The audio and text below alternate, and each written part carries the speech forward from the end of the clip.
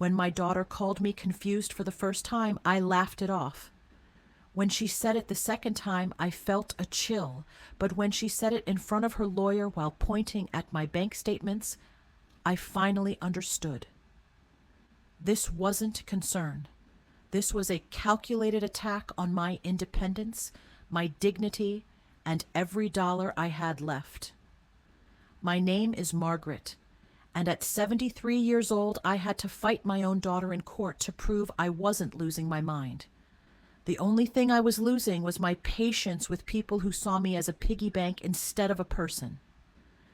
It started 6 months ago on a Tuesday morning. I was having coffee in my kitchen when my daughter Claire arrived unannounced with her husband Derek. That should have been my first warning. Claire never just dropped by anymore. Every visit came with a price tag. "Mom, we need to talk about your finances," she said, sitting down without being invited. Derek stood by the door like a bodyguard, arms crossed, face stern. "My finances are fine," I replied, confused. "I pay my bills on time. I have savings. What's the problem?" Claire exchanged a look with Derek. That look, the one that said they had already discussed this, planned this, rehearsed this. "Mom, you're getting older. We think it's time you let us help manage your money. You know, before something happens. Before something happens." The phrase hung in the air like a threat disguised as concern. "Nothing is going to happen," I said firmly. "I'm 73, not 93. My mind is perfectly clear." "Are you sure about that?" Derek finally spoke, his voice cold and calculated. "Because we've noticed some concerning things. You forgot Claire's birthday last month. You bought the same groceries twice in 1 week. You left your car keys in the front door overnight. I had forgotten Claire's birthday, that was true, but only because she had forgotten mine for the past 3 years. The duplicate groceries were because I was meal prepping for my church group. And yes, I had left my keys in the door once, something I had done twice in 50 years of home ownership. "These are not signs of dementia," I said, my voice rising. "These are signs of being human." "Mom, don't get defensive." Claire's voice had that patronizing sweetness that made my skin crawl. "We're just worried about you. Living alone in this big house, managing all that money by yourself. What if you make a mistake? What if someone takes advantage of you?" The irony of that statement would become clear soon enough. They left that day without getting what they wanted, but I could see the determination in Claire's eyes. This wasn't over. This was just the opening move in a game I didn't even know I was playing. 2 weeks later, I received a call from my bank. "Mrs. Anderson, this is Kevin. From First National, we need to verify some recent activity on your account. Did you authorize Claire Thompson to inquire about your account balance and transaction history?" My stomach dropped. "Absolutely not. I see. Well, she came in yesterday with a notarized letter claiming she had power of attorney over your finances due to your declining mental health. We didn't process anything because the paperwork seemed questionable, but I wanted to confirm with you directly." I thanked Kevin profusely and immediately drove to the bank. The notarized letter was a forgery. A good one, but a forgery nonetheless. The signature looked like mine, but I had never signed any such document. Claire had fabricated legal paperwork to access my accounts. I called her immediately. My hands shook as I dialed, not from weakness, but from rage. "Mom, before you say anything, just listen."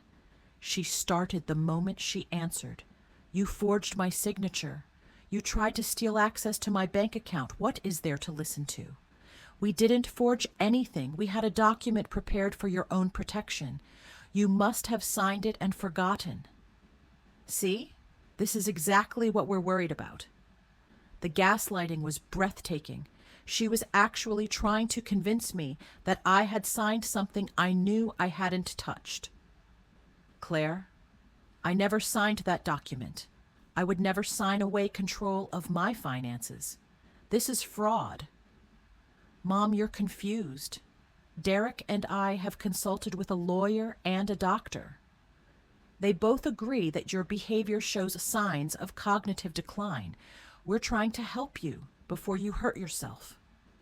There was that word again. Confused. It was becoming a weapon they wielded every time I disagreed with them, every time I set a boundary, every time I refused to hand over my independence. I'm hanging up now. And if you try this again, I'm calling the police. Mom, wait. We need money. The silence that followed was deafening.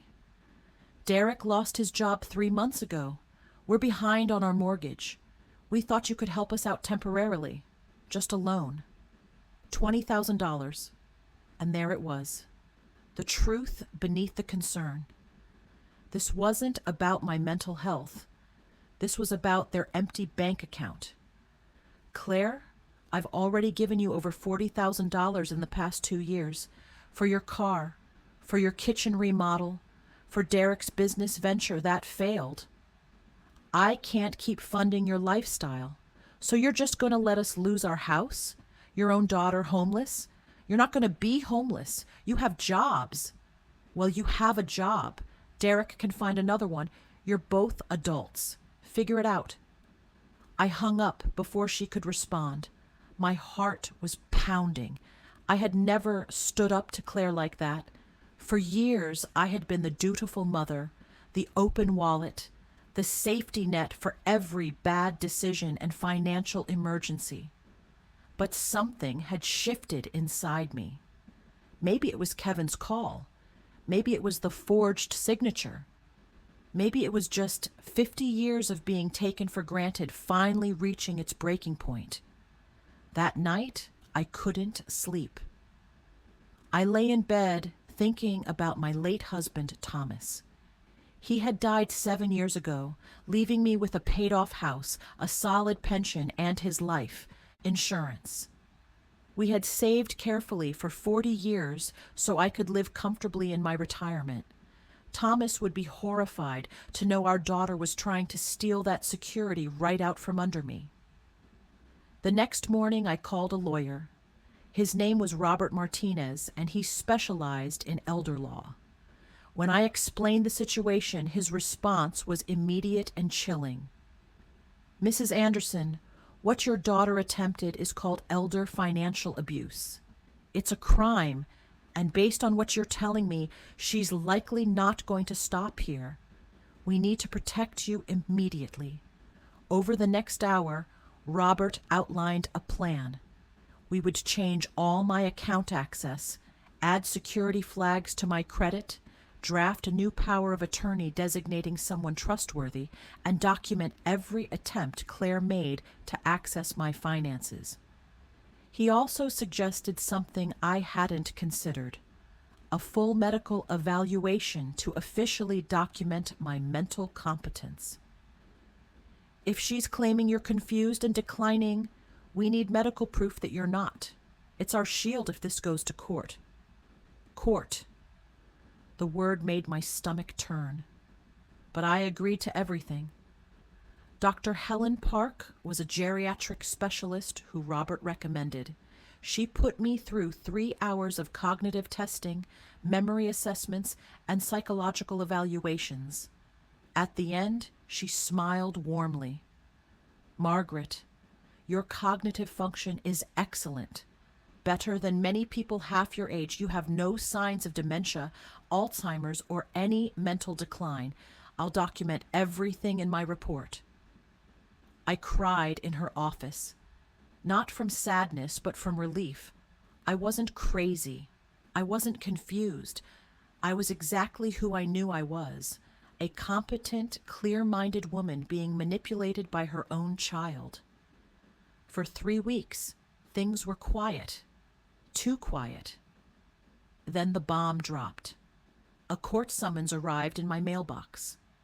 Claire and Derek were suing me for guardianship, claiming I was mentally incompetent to manage my own affairs and posed a danger to myself.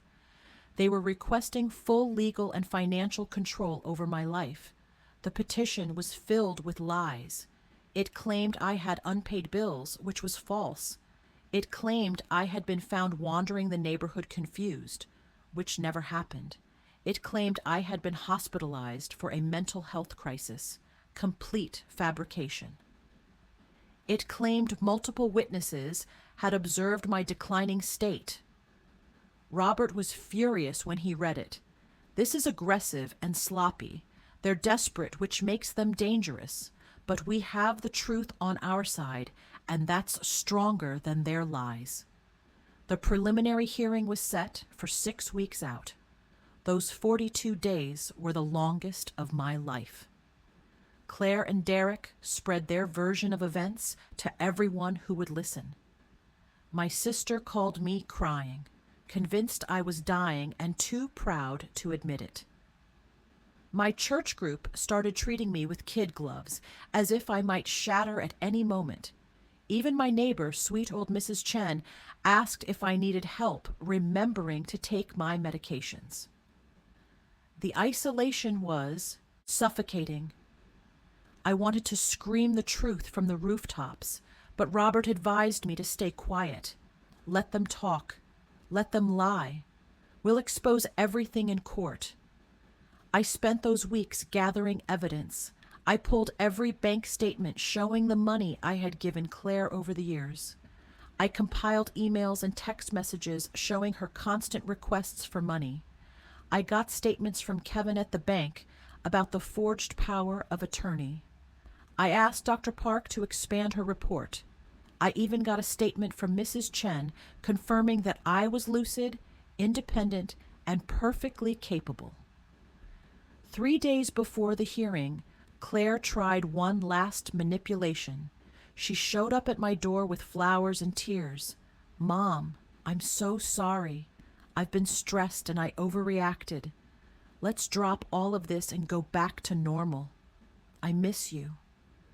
I looked at her standing on my porch, holding grocery store carnations like they could erase fraud and betrayal. For a moment, just a moment, I wanted to believe her. I wanted my daughter back, the one who used to bring me dandelions from the yard and tell me I was the best mom in the world. But that girl was gone. Or maybe she had never existed. Maybe I had just been too busy being useful to notice I wasn't actually loved. "Claire, I can't drop this. You sued me for guardianship. That's not something I can just forgive and forget. You tried to have me declared mentally incompetent to steal my money. I'm withdrawing the petition. Right now. We'll call the court tomorrow.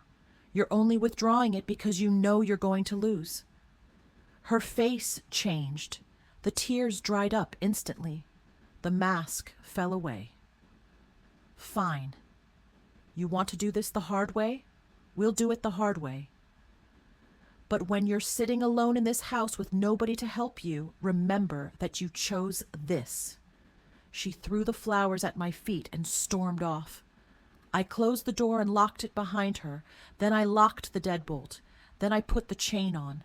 Then I went to my bedroom and cried for an hour straight. The hearing was held in a sterile courtroom that smelled like old wood and broken families. Claire and Derek sat on one side with their lawyer, a sharp-dressed man named Philip Carson, who had a reputation for winning guardianship cases. I sat on the other side with Robert, my hands folded in my lap, my heart pounding in my chest. The judge was a woman in her 60s named Judge Patricia Klein. She looked tired, as if she had seen this exact scenario play out 1,000 times before. Mr. Carson began his case with theatrical concern. "Your Honor, we are here today because a loving daughter is desperately trying to protect her elderly mother from herself. Mrs. Margaret Anderson is 73 years old and showing clear signs of cognitive decline. She has forgotten important dates, made duplicate purchases, left her home unsecured, and most concerning, she has become paranoid and hostile toward her own family. He painted me as a tragic figure, a woman slipping into dementia while stubbornly refusing help. He submitted the petition with its fabricated claims. He called their first witness, Derek. Derek took the stand and lied with practiced ease. He described incidents that never happened. He claimed I had called him at 3 a.m. rambling incoherently. False. He claimed I had accused them of stealing from me without evidence. Also false, since I had evidence of the forged document. He claimed I had stopped bathing and maintaining my home.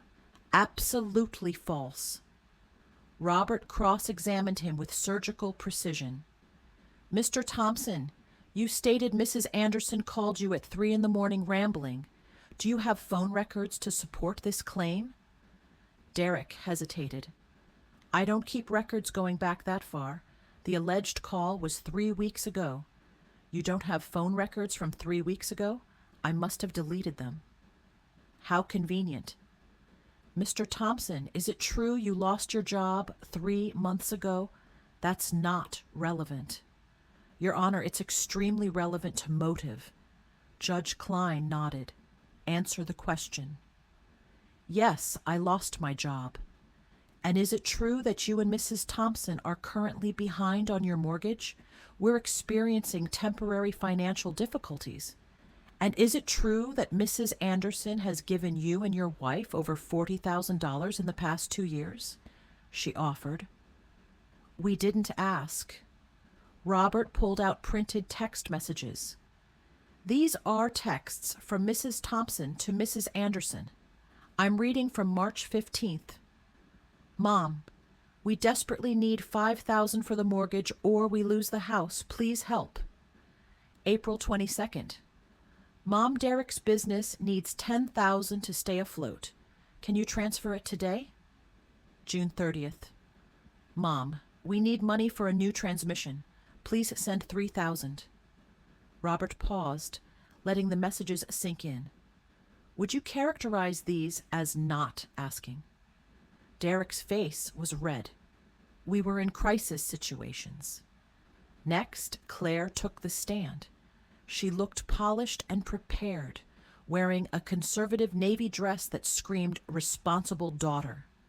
She spoke clearly and firmly, describing my supposed decline with well-rehearsed concern. My mother has changed dramatically in the past year. She's become suspicious, withdrawn, and irrational.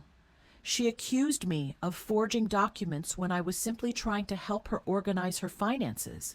She refuses family gatherings. She won't answer my calls. This is not the mother I grew up with. Robert approached her with a folder in his hand. Mrs. Thompson, you stated your mother has become withdrawn and won't answer your calls.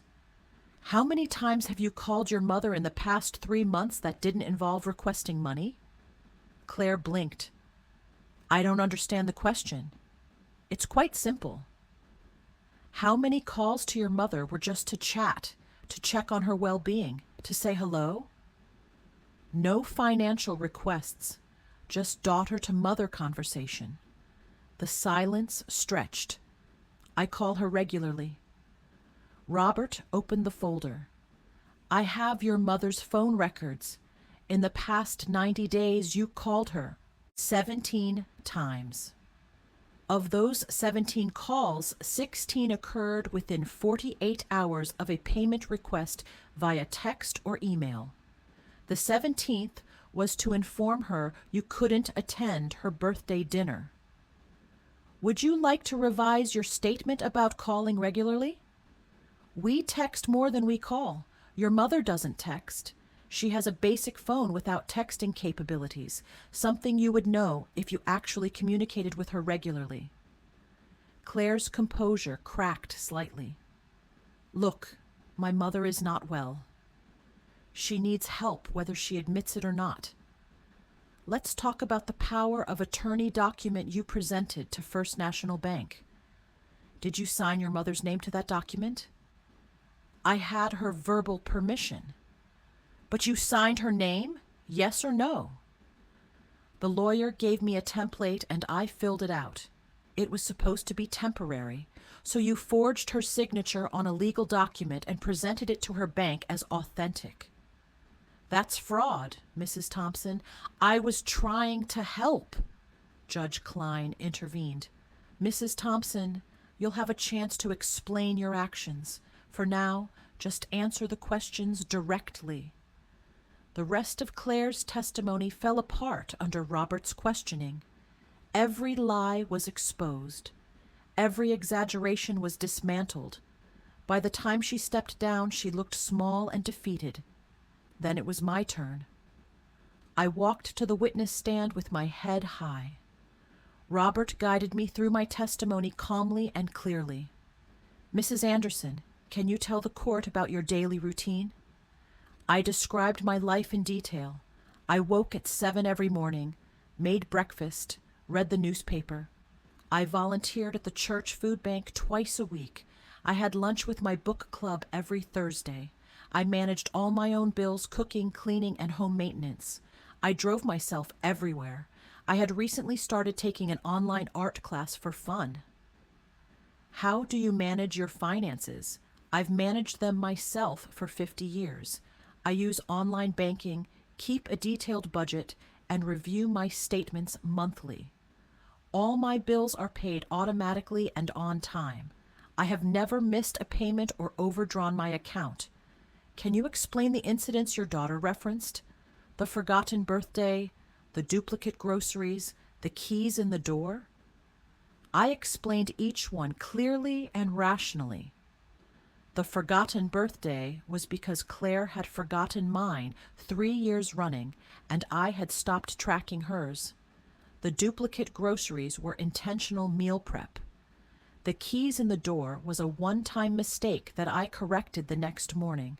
I even made a joke that I had done the same thing twice in my 40s, and nobody tried to declare me incompetent then.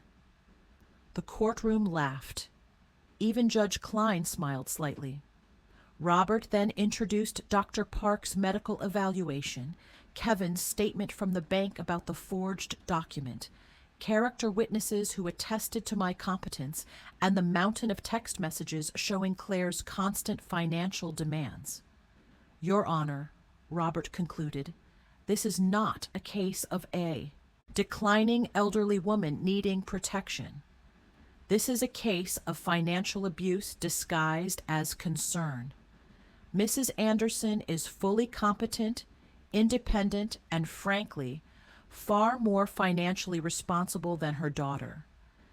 The petitioners have failed to provide any credible medical evidence of incompetence. What they have provided is evidence of their own financial desperation and willingness to commit fraud to access Mrs. Anderson's money. Judge Klein took a brief recess to review the evidence. When she returned 30 minutes later, her expression was stern. I've reviewed all the testimony and documentation presented today. It's clear to me that Mrs. Margaret Anderson is fully competent to manage her own affairs. Her cognitive function has been thoroughly evaluated and found to be excellent. Her financial management is exemplary. Her independence is not only intact, but admirable. She paused, looking directly at Claire and Derek. What is also clear is that this petition was not filed out of genuine concern, but out of financial self-interest. The attempted forgery of a power of attorney document is particularly troubling and may warrant criminal investigation. Claire's face went pale. The petition for guardianship is denied in its entirety. Mrs. Anderson retains full control over all aspects of her life and finances. Furthermore, I'm issuing a restraining order prohibiting the petitioners from any contact with Mrs. Anderson unless she initiates it. This includes phone calls, visits, emails, and third-party contact. Judge Klein looked at me with something like respect. Mrs. Anderson, you have every right to determine who has access to your life and your resources. I hope you use that right wisely. I thanked her, my voice shaking not with confusion but with relief and validation. Outside the courtroom, Robert shook my hand firmly. You did beautifully in there. I'm proud of you. Thank you for believing me when my own daughter didn't. I glanced back to see Claire and Derek in heated discussion with their lawyer. Claire looked at me once, her eyes filled with something between hatred and desperation. I felt nothing. No anger, no sadness, just a profound emptiness where maternal love used to live. That evening, I sat in my kitchen with a cup of tea, the same kitchen where this nightmare had started 6 months earlier. The house was quiet, peaceful. Mine. My phone rang. Unknown number. I let it go to voicemail. It was Claire calling from a different phone to circumvent the restraining order. Mom, please. We're sorry. We made mistakes. We need you. Please call me back. I deleted the message without listening to the whole thing. There was nothing she could say that would undo the betrayal. She hadn't just tried to take my money. She had tried to take my dignity, my independence, my very self. She had been willing to have me declared mentally incompetent, to strip away every right I had, to lock me in a cage of legal guardianship, all for access to my bank account. That wasn't love. That wasn't even like. That was pure exploitation. In the months that followed, I rebuilt my life on my own terms. I changed my will, leaving everything to charity, except for a small amount to my sister. I joined new social groups and made friends who valued me for who I was, not what I could provide. I took the art class that had made Judge Klein smile. I even started dating a kind widower I met at the food bank. My life became smaller in some ways and infinitely larger in others. I learned that blood doesn't guarantee loyalty and that family can be chosen, not just inherited. Claire tried to contact me dozens of times through various means. Letters that I returned unopened, messages through mutual friends that I ignored. Once, she showed up at my church, but the pastor, who knew the whole story, gently escorted her out before I even saw her. Eventually, she stopped trying. I heard through my sister that they lost their house and had to move into a small apartment. Derek found work, but at a fraction of his previous salary. Claire had to take a second job. They struggled, and I felt nothing. Not satisfaction, not sympathy, nothing. They had made their choices. They had shown me exactly who they were. I believed them. On my 74th birthday, I celebrated with my book club friends. We had cake and wine and laughter. Nobody asked me for money. Nobody questioned my mental state. Nobody saw me as anything other than Margaret. Reader, volunteer, friend, whole person. As I blew out the candles, I made a wish. Not for reconciliation with Claire, not for her to apologize or change. I wished for continued clarity, for the strength to maintain my boundaries, and for the wisdom to never again confuse being useful with being loved. That night, alone in my house that was truly mine, I felt something I hadn't felt in decades. Peace. Complete, unshakable peace. They had called me confused. They had tried to convince a judge, a bank, and everyone we knew that I was losing my mind. But in the end, the only thing I had lost was my tolerance for being treated like a walking wallet instead of a human being. And honestly, That was the sanest decision I had ever made. My name is Margaret. I'm 74 years old. I have all my faculties, all my finances, and finally, after years of giving pieces of myself away, I have something even more valuable. I have myself back. And nobody, not even my own daughter, will ever take that from me again. The year after the trial taught me things about myself I never knew existed. I discovered I was stronger than I thought, more resilient than I imagined, and far less dependent on my daughter's approval than I had believed for 7 decades.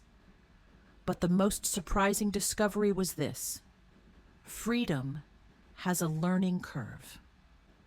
For months after Judge Klein's ruling, I woke up every morning expecting the phone to ring with another crisis, another demand, another manipulation disguised as need. The silence was disorienting at first. I would check my phone obsessively, convinced I had missed urgent messages. I would rehearse responses to requests that never came. I would brace myself for confrontations that didn't materialize. It took my therapist, Dr. Linda Morrison, to point out what was happening. Margaret, you spent so many years in survival mode that you don't know how to exist outside of it. You're waiting for the next attack because attacks were your normal, but that's not your reality anymore. You won your freedom. Now you have to learn how to actually live it. She was right. I had been so focused on defending my boundaries that I forgot to explore what lay beyond them. So I made a list, something I hadn't done since Thomas died. Not a list of bills to pay or obligations to meet, but a list of things I wanted to do purely for myself. Number 1, travel somewhere I had always wanted to go. Number 2, learn something completely new. Number 3, reconnect with people I had lost touch with. Number 4, figure out who Margaret Anderson actually was when she wasn't being someone's ATM. I started with travel. Thomas and I had always talked about visiting Ireland, but life got in the way. First it was saving for Claire's college, then it was helping with her wedding. Then it was the endless stream of emergencies that somehow always required my immediate financial intervention. Ireland remained a dream, deferred indefinitely. 3 months after the trial, I booked a 2-week tour of the Irish countryside. When I told my book club, they erupted in excitement. My friend Patricia, a widow like me, immediately asked if she could join. Within a week, 4 of us had signed up for the trip together. Claire found out through the social media grapevine. She had been blocked from my accounts, but mutual acquaintances still posted photos. The day after Patricia posted about our upcoming trip, I received a letter. Not an email or a call, those were prohibited by the restraining order, but an actual handwritten letter delivered through regular mail. The return address was from a cheap apartment complex on the wrong side of town. The envelope was thin, the paper inside single sheet, torn from a spiral notebook.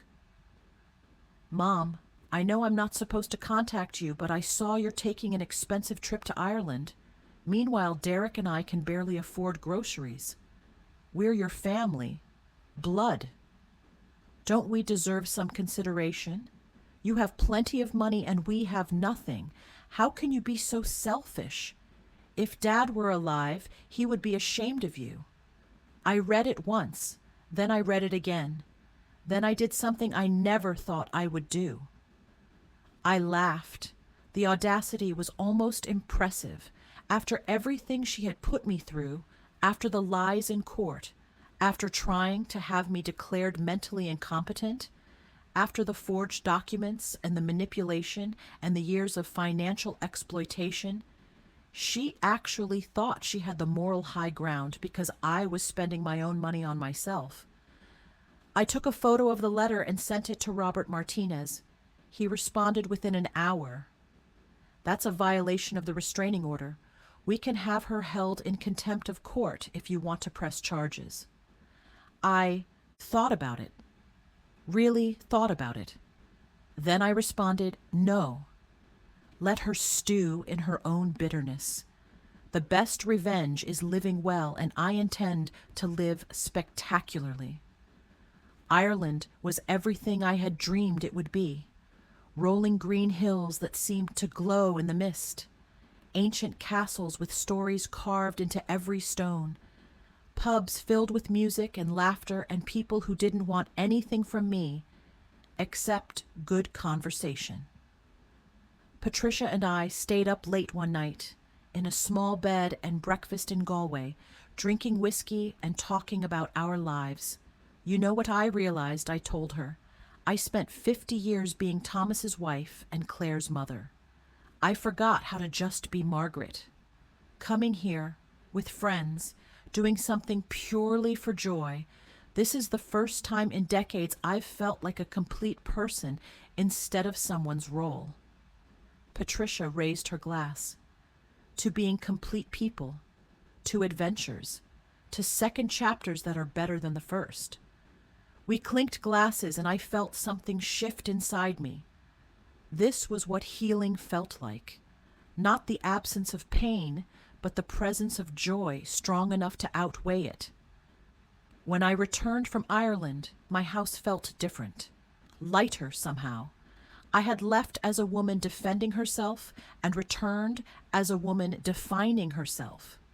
The distinction mattered more than I could have imagined. I threw myself into my second list item, learning something completely new. I had always been practical. I learned to cook because families need to eat. I learned to balance checkbooks because bills need to be paid. I learned to drive because transportation is necessary, but I had never learned anything just for the pure pleasure of it. On a whim, I signed up for a pottery class at the community center.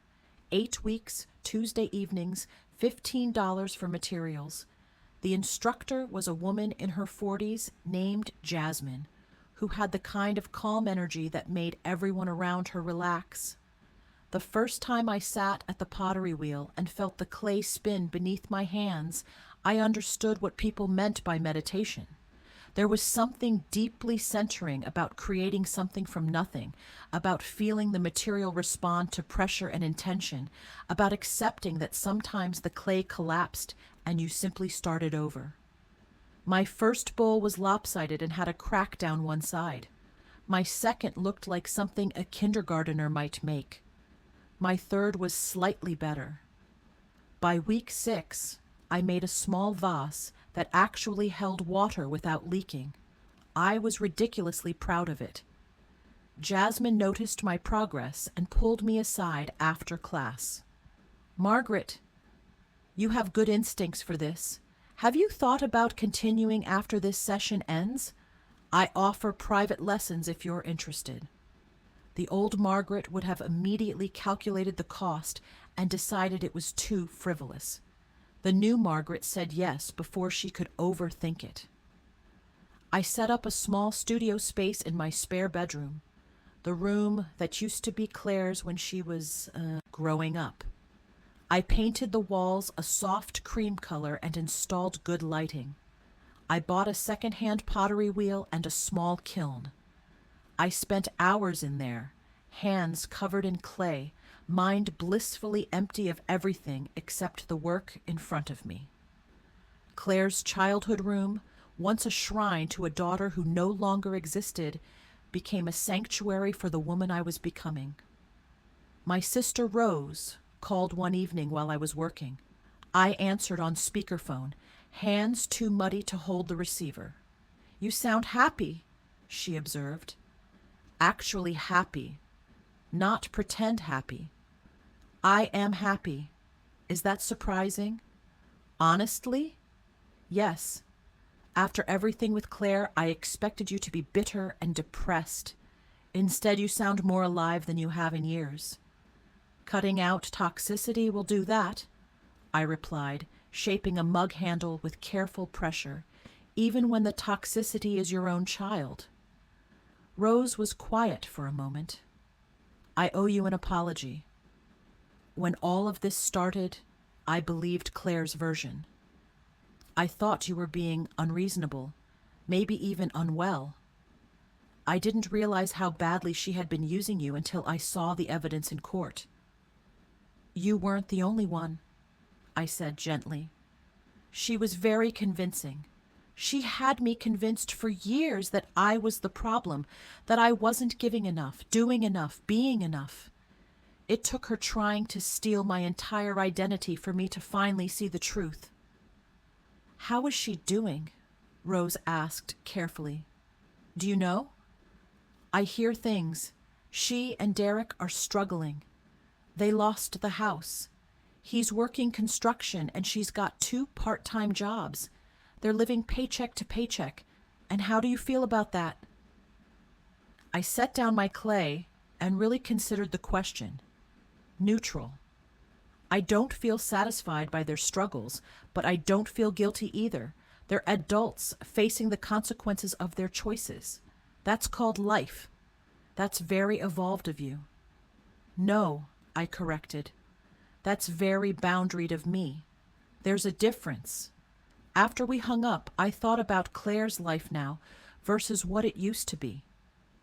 When she had unlimited access to my money, she lived in a 4-bedroom house in a nice neighborhood. She drove a luxury SUV. She wore designer clothes and took expensive vacations. She had the lifestyle of someone earning 6 figures while working part-time at a nonprofit, making $40,000 a year. The math never made sense, but I had been too busy enabling her to question it. Now she was living within her actual means, and those means were modest. She had to budget and sacrifice and make hard choices like everyone else. The version of Claire who existed on my funding was revealed to be exactly what it was, a fiction financed by my guilt and her manipulation. Some people might call me cruel for cutting her off so completely. But here's what they don't understand. I didn't cut her off from money. I cut her off from control. Money was just the tool she used to maintain that control. Every dollar I gave her came with invisible strings attached. Strings of obligation, guilt, and the unspoken contract that if I kept paying, she would keep pretending to love me. When I stopped paying, the pretense stopped too, and that revealed a truth I needed to see even though it shattered me. Her love had always been transactional. My therapist, Dr. Morrison, helped me work through the grief of that realization. Because it was grief, mourning for a relationship that I thought existed, but never actually did. You're not grieving who Claire is, Dr. Morrison explained. You're grieving who you hoped she was. You're mourning the daughter you deserved but never had. That hit hard because she was right. I had spent decades trying to earn unconditional love from someone who was only capable of giving conditional tolerance. I kept hoping that if I gave enough, sacrificed enough, proved my worth enough, she would finally see me as valuable beyond my bank account. But people who love you don't require proof of purchase. As fall turned into winter, I continued building my new life piece by piece. I reconnected with old friends I had lost touch with over the years. My college roommate, Janet, who I hadn't spoken to in a decade because Claire always had some crisis during our planned calls. My former coworker, Susan, who had invited me to lunch dozens of times before I stopped accepting because I was always saving money for Claire's next emergency. These women welcomed me back without judgment or questions. We picked up conversations as if no time had passed. We laughed about old memories and created new ones. We built the kind of friendships that feed the soul instead of draining it. I also joined a local widows support group, something I had avoided for years because admitting I needed support felt like admitting weakness. The group met every other Thursday at the community center. 12 women ranging from their early 60s to late 80s, all navigating life after losing their partners. We shared stories, strategies, and sometimes just sat in companionable silence. There was no pressure to perform, no expectation to have all the answers, no judgment for still crying over someone who had been gone for years.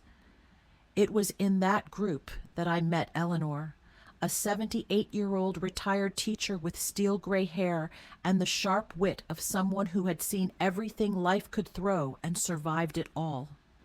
She had been widowed for 15 years and had her own story of family financial exploitation. My son tried to borrow $50,000 to invest in some cryptocurrency scheme, she told the group one evening. When I refused, he stopped bringing my grandchildren to visit. Used them as leverage. Said if I really loved them, I would want to invest in their future. What did you do? I asked. I called his bluff, told him that grandchildren raised to believe love equals money weren't being raised right anyway. He came around eventually, once his scheme failed and he realized I was the only stable thing in his kids' lives. But it took 2 years and a lot of therapy. Her story resonated with me. We started having coffee together outside of group meetings. She became my unofficial mentor in the art of not giving a damn what ungrateful adult children think. The thing is, Eleanor told me over coffee one gray December morning, we raised them to be independent. That was our job.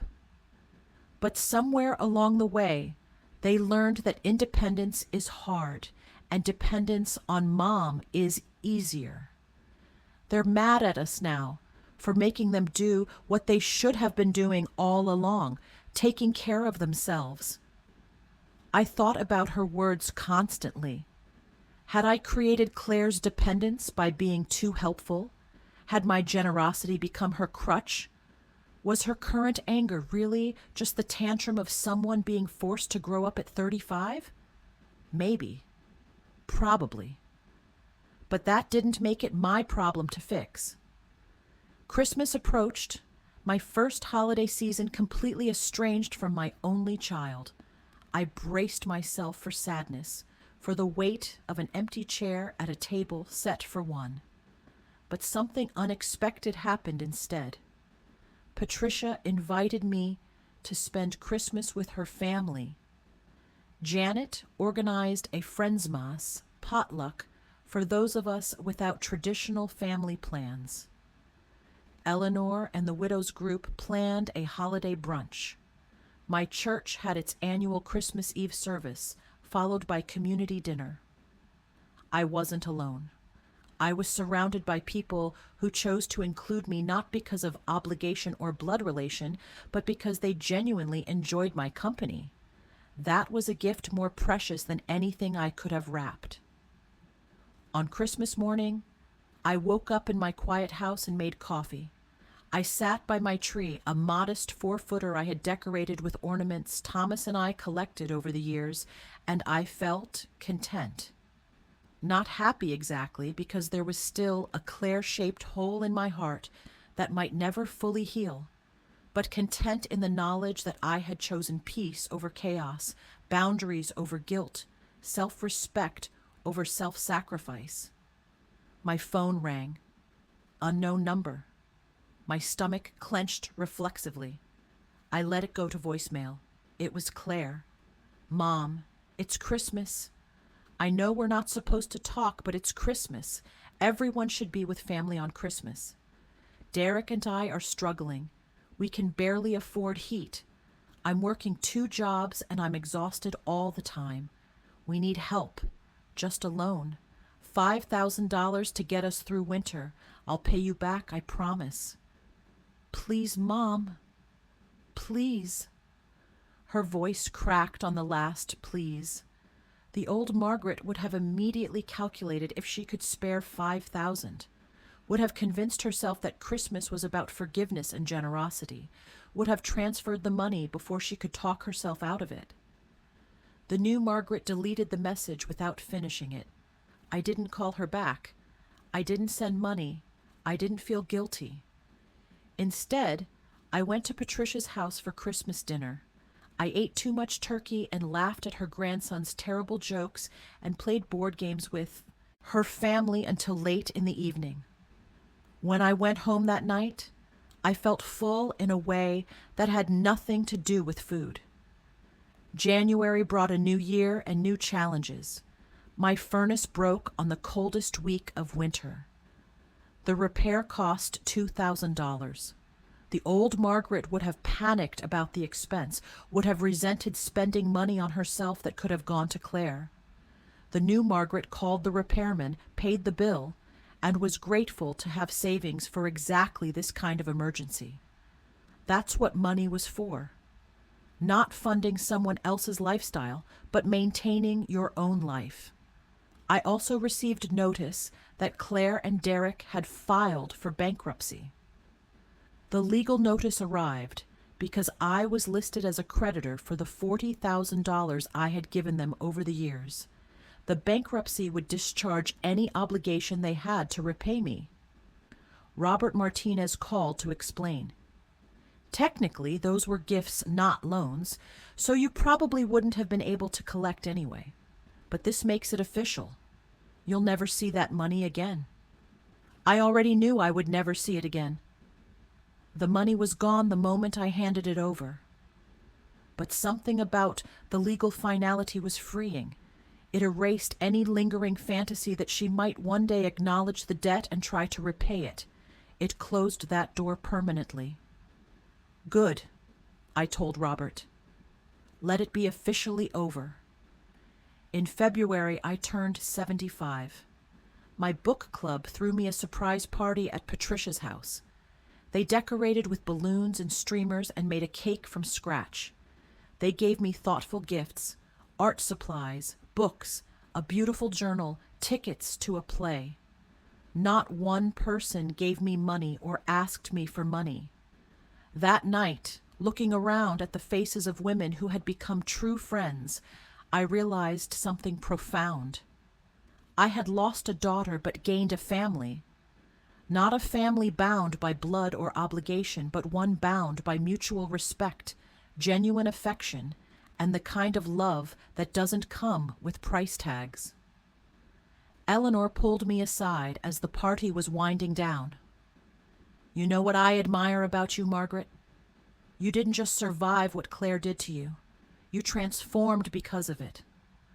A lot of women in your situation would have stayed bitter and closed off, but you opened up. You let new people in. You chose growth over grievance. Her words meant more to me than she could know. Spring arrived, and with it came the urge to do something I had been avoiding. Clear out the last of Claire's things from my house. I had kept boxes of her childhood memorabilia in the attic for years. Report cards, art projects, photo albums, her old toys and books. I had held on to them thinking she might want them someday, or that I might need them to remember the daughter I used to have, but I was ready to let go. I spent a Saturday going through everything. I kept a few meaningful items. A Mother's Day card she made me in 2nd grade that said, "I love you, Mom," in crayon. A photo of us from her high school. Graduation where we both looked genuinely happy. A baby blanket I had knitted when she was born. The rest I donated or discarded. The letting go was painful and liberating in equal measure. As I closed up the last box to donate, I found a letter tucked into an old yearbook. It was a letter I had written to Claire on her 18th birthday, but never given her. I unfolded it and read words I had written 20 years ago. My dearest Claire, today you're officially an adult, but you'll always be my baby girl. I'm so proud of the woman you're becoming. You're strong, compassionate, and capable of anything you set your mind to. As you go out into the world, remember that my love for you is unconditional. You never have to earn it or prove you deserve it. It simply is, as constant as the sun rising.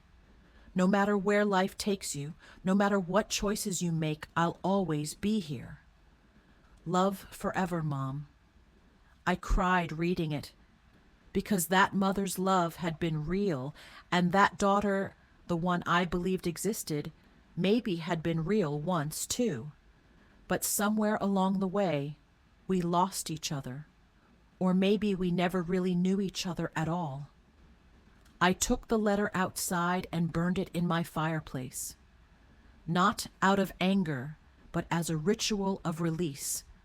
I was letting go of the Claire I wished existed and accepting the one who actually did. I was releasing myself from the fantasy that unconditional love would somehow transform her into someone capable of reciprocating it. Love doesn't fix people, it just reveals who they already are. By summer, I was deeply settled into my new life. My pottery had improved enough that Jasmine suggested I enter a piece in the local art fair. I was terrified but excited. The idea of putting myself out there, of being judged on something I created purely for joy, felt vulnerable in the best possible way. I entered a simple vase, glazed in blues and greens that reminded me of the Irish Sea. It didn't win any prizes, but 3 people asked if I sold my work. I sold that vase for $40 to a young woman who said it would be perfect for her mother's birthday. That $40 meant more to me than any of the $40,000 I had given Claire. Because I earned it. I created something of value, and someone chose to exchange their money for it. It was honest and equal and pure. I started selling pieces at local craft fairs and farmers markets. Nothing major, just enough to cover my supplies and give me a sense of purpose. People loved my work. They appreciated the care and intention I put into each piece. One afternoon at the market, a woman about Claire's age approached my booth. She picked up a mug I had made, examining it carefully. "This is beautiful. Did you make this yourself?" "I did. All of it. Wheel thrown and hand glazed. My mom used to make pottery. She stopped when I was a teenager because life got busy. She always said she would start again someday, but she never did. She died last year, and I regret that she never got back to it." The woman's eyes filled with tears. "I'm sorry for oversharing. It's just seeing your work reminded me that someday isn't guaranteed. You should do what makes you happy while you still can." After she left, having purchased the mug and 2 bowls, I sat with her words. Someday isn't guaranteed. How many years had I wasted waiting for someday? Someday Claire will appreciate me. Someday she'll pay me back. Someday we'll have the relationship I always wanted. Someday never came because someday was a fantasy. Reality was now, and now was pretty damn good. In August, I received an envelope forwarded from Robert's office. It was from Claire, another violation of the restraining order, but I opened it anyway. Inside was a single check for $500 and a short note. "Mom, this is all I can afford right now. Consider it the first payment toward the $40,000 I owe you. I know you probably don't want to hear from me, but I need you to know I'm trying. I got promoted at work. Derek and I are in counseling. We're slowly rebuilding. I don't expect you to forgive me or take me back. I just wanted you to know I'm working on being better. Claire." I stared at the check for a long time. $500, a gesture toward accountability, an acknowledgement of debt, both financial and moral. The old Margaret would have cashed it immediately, would have seen it as proof that Claire was changing, would have reopened the door a crack in hope. The new Margaret took a photo of the check and the note, sent them to Robert for documentation, then returned both uncashed with a brief typed letter. Claire, I appreciate the gesture, but I cannot accept this. The bankruptcy court discharged your debt. More importantly, what I needed from you was never financial. It was respect, honesty, and genuine love. Money can't repair what was broken between us. I wish you well in your counseling and your growth. But I'm not interested in rebuilding a relationship at this time. Perhaps someday, but not today. Margaret. I didn't sign it, Mom. That felt important. Robert approved the letter before I sent it. You don't owe her a relationship just because she's trying to do better. You get to decide if and when you're ready, if ever. I wasn't ready. Maybe I never would be. And I was learning that was okay. Fall came around again, marking 2 years since the trial. I had been invited to speak at a local senior center about elder financial abuse. The organizer had heard about my case through the legal community and thought my story might help others.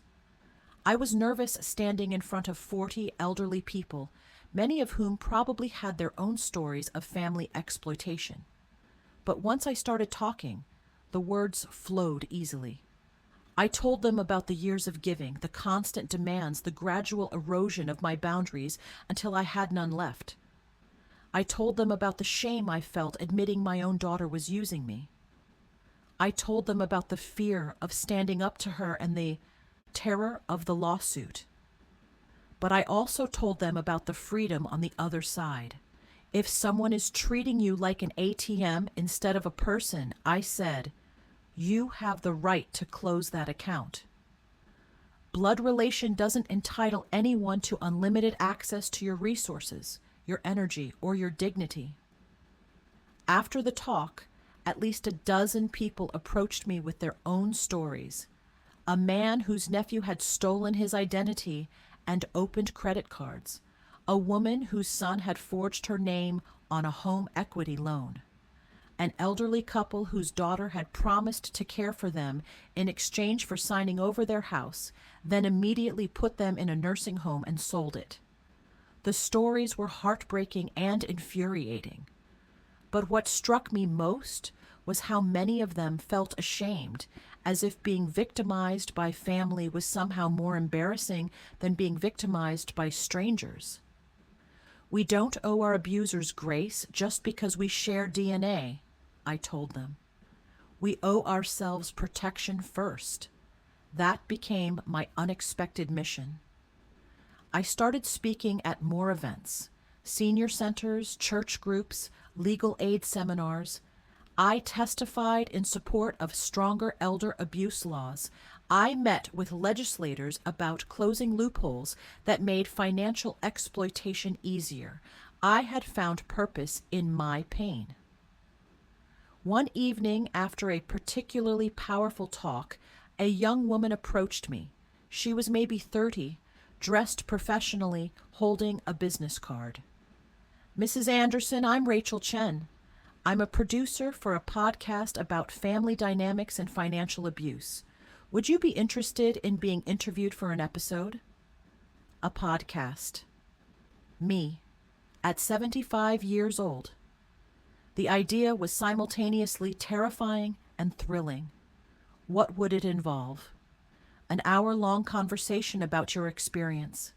We have a large audience of adult children trying to navigate complicated relationships with aging parents, and also older adults dealing with exploitative family members. Your story could help a lot of people. I took her card and promised to think about it. That night, I called Eleanor. Should I do it? It feels so public. What if Claire hears it? Eleanor didn't hesitate. Let her hear it. Let everyone hear it. Your story matters.